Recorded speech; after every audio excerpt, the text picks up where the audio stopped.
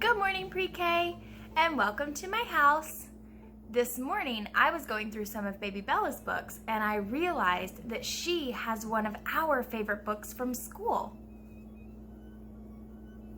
Strega Nona. So I thought maybe we could read this one together. Strega Nona, written and illustrated by Tommy DePola.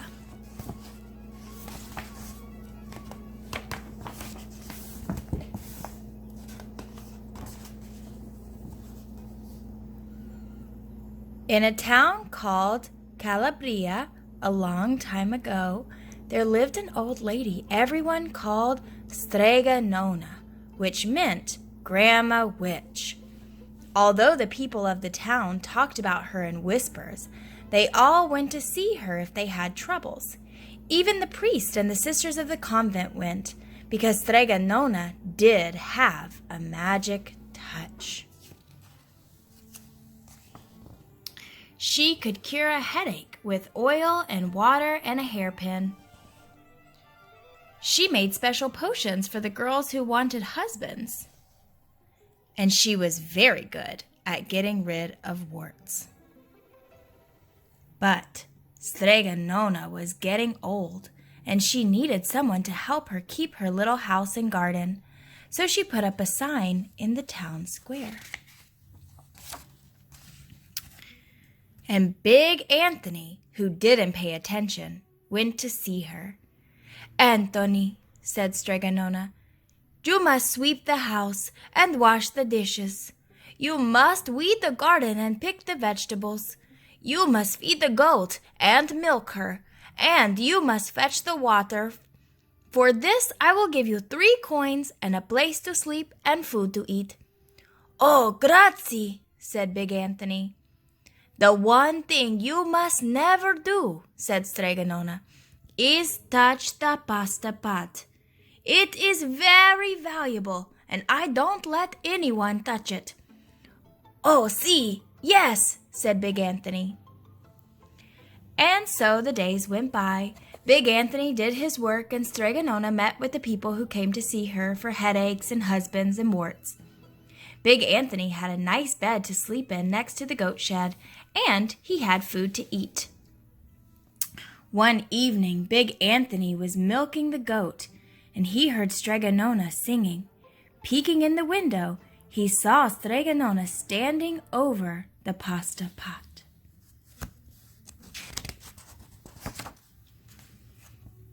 And she sang, "Bubble, bubble, pasta pot, boil me some pasta, nice and hot. I'm hungry and it's time to sup. Boil enough pasta to fill me up." And the pasta pot bubbled and boiled and was suddenly filled with steaming hot pasta. Then Strega Nona sang, "Enough, enough pasta pot. I have my pasta nice and hot, so simmer down my pot of clay until I'm hungry another day." "How wonderful," said Big Anthony. "That is a magic pot for sure." And Strega Nona called Big Anthony in for supper. But too bad for Big Anthony, because he didn't see Strega Nona blow 3 kisses to the magic pasta pot.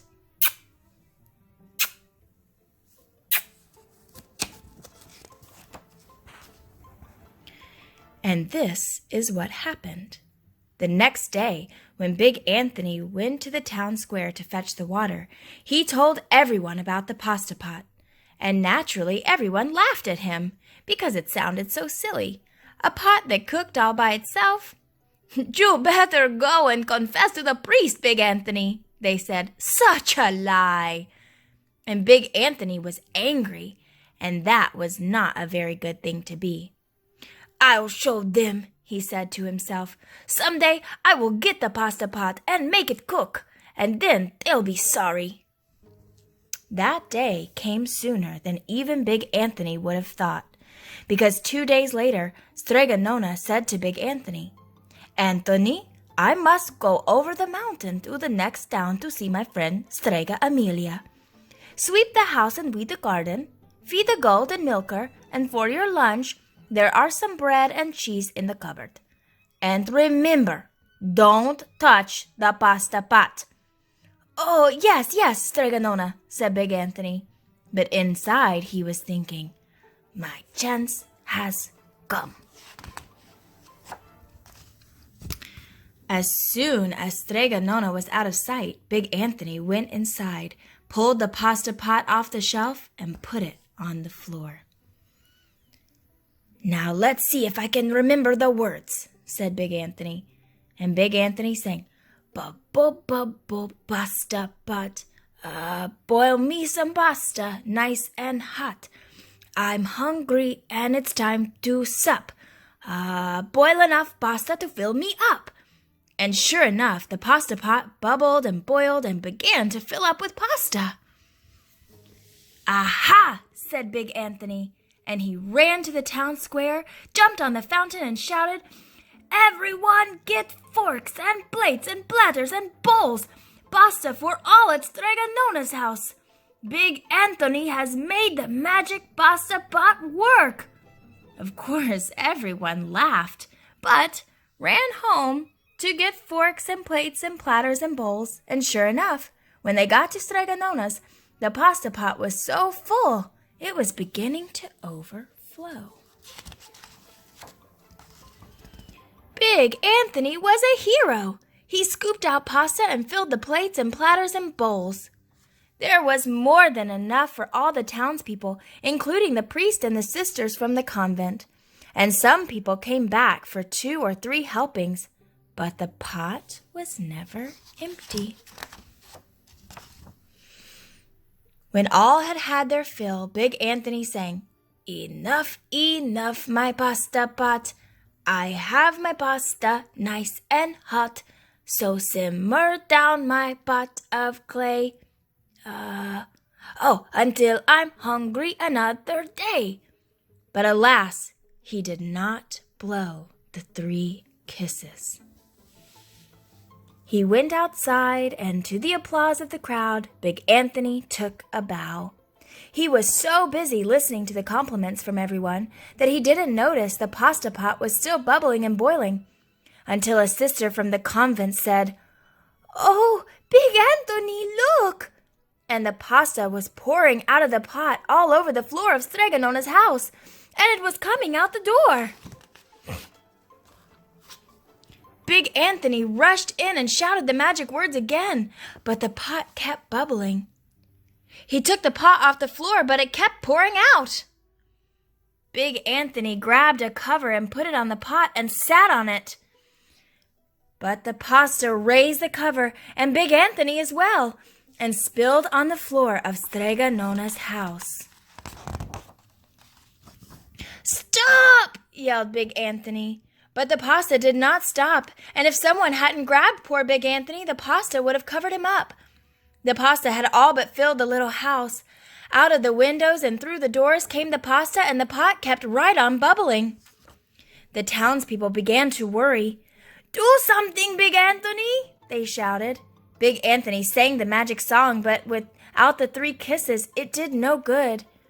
By this time, the pasta was on its way down the road, and all the townspeople were running to keep ahead of it. "We must protect the town from the pasta," shouted the mayor. "Get mattresses, tables, doors, anything to make a barricade." But even that didn't work. The pot kept bubbling, and the pasta kept coming. "We are lost," said the townspeople, and the priest and the sisters of the convent began to pray. "The pasta will cover our town," they cried. And it certainly would have, had Strega Nona not come down the road, home from her visit.